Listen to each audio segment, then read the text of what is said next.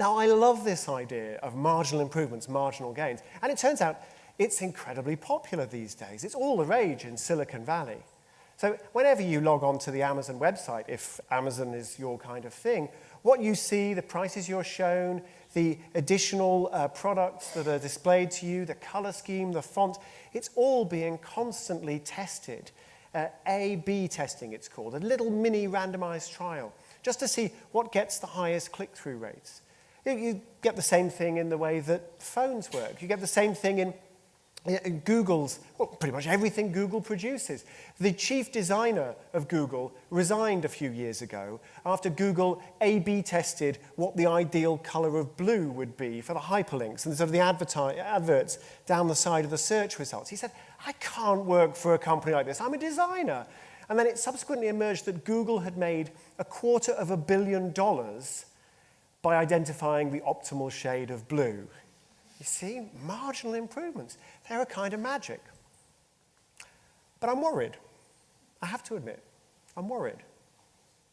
And it's not that I don't think marginal improvements work, and it's not that I don't think marginal improvements can't deliver outstanding performance and make the world a better place. They can, of course they can, if they're deployed in the right way. But what worries me is that some of the most important innovations you're never going to get through to with a process of marginal improvements.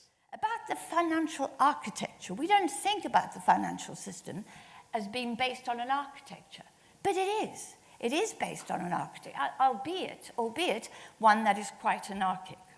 And of course, it means we have to think about the very nature of money. So we need to innovate, design, and build a new international financial architecture.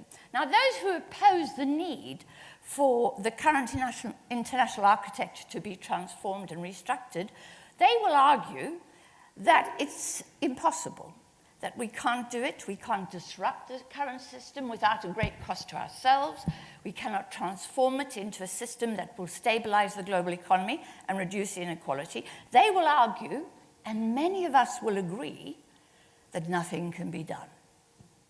Instead, they will argue we should all just lie back and prepare for the next crisis of a globally interconnected system. That with modern technology, they'll say, it is impossible to change, never mind transform the system. But that is what was said about the global financial architecture back in the 1920s and the 1930s, when we had the gold standard. When in 1931, Britain unilaterally abandoned the system and came off the gold standard, when in 1933, President Roosevelt told a cabal of international bankers that the US would not be represented at a conference they had convened for the restoration of the gold standard, everyone gasped in shock and horror. We didn't know we could do that. And the third thing innovation is, it must think in systems. Too many organizations think very narrowly about what they're doing, about shareholder value, or about their particular policy agenda, or whatever. They do not think across the broad spectrum of things that are all interlinked. We're moving in a world where we're going from economies of scale, where power was centralized, and as technology allows us to move to economies of distribution, and that requires different types of leadership, different types of economic thinking. And if we don't get that right, as my friend Juan Enriquez is one of the greatest sort of investors and thinkers in America, I think, he says this: there will be whole nations who end up on the scrap heap because they do not understand.